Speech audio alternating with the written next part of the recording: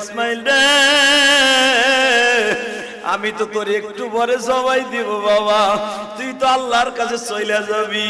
আমার মালিক হৃদয়ে বলিস, ও মালিক তোমার সন্তুষ্ট করার জন্য আমার বাবা 3টা সুমা দিয়ে আমার জবাই দিয়ে দিছে।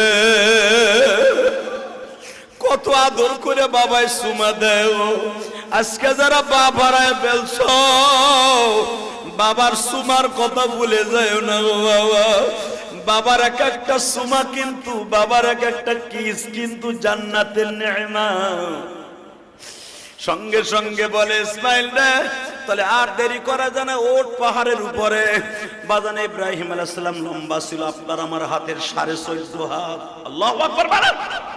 14.5 হাত লম্বা মানুষটা বাজান কয়েক কদম দিয়া পাহাড়ের উপরে উঠলেন, যেখানে শোয়াইছে ইসমাইলকে ওই জায়গাটা এখনো মিনার করা আছে। ইসমাইল যখন শোয়া দিবে মাজার থেকে বাজান বেরায় 22-23 হাত লম্বা একটা 22-23 হাত লম্বা একটা রশি, চামড়ার সোবলা দিয়া বানানো বাবা রশি মাজার থেকে ইসমাইল খুলতাছে ইব্রাহিম। ইসমাইল বলে বাবা রশি দিয়ে কি হবে? বাবা আমি তোরে বাইন্ধালাম। ইসমাইল বলে বাবা ঠিক কথাই কইছেন, এই রশিটা লাগবে। আমার যুবক ভাইরা ইসমাইলের গাড়িতে জান্নাতে যাইতে চাচ্ছে ভাই, এখন 2 ফোঁটা পানি দিয়ে বাবার কথা মনে করে করে কান্দ।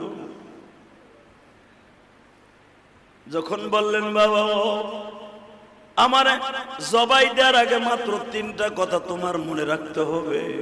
কি? 1 নাম্বার কথা বাবা, তুমি আমার জবাই দেওয়ার আগে এই জামাটা খুলে ফেলবা। কেন? ভিতরে যে গেঞ্জিটা সেটাই যথেষ্ট। কেন? বাবা তুমি আমার এই জামাটা আমার মায়ের কাছে পৌঁছে দিও। বাবা যদি জামাই রক্ত মাখা অবস্থায় দাও আমার মা বেশি কষ্ট পাইব। কে? মায় মনে করবো তুমি আমার জোর করে জবাই দিছো, এই জন্য রক্তগুলো জামাই লাগছে, অতর্কিত হামলা করছো। আর যদি তুমি দেখো রিল্যাক্স আমি জামাটা খুলিয়ে দিছি, মাই বুঝতে পারবে আমার ইসমাইল জবাই দিতে রাজি আছিল। বাবা এই জামাটা কেন আমার মার কাছে দিবা জানো? মা না তোমারে উঠাই দেওয়ার আগে বলছিল 12 বছর পর্যন্ত আমার ইসমাইলের বুকে ছাড়া আমি মা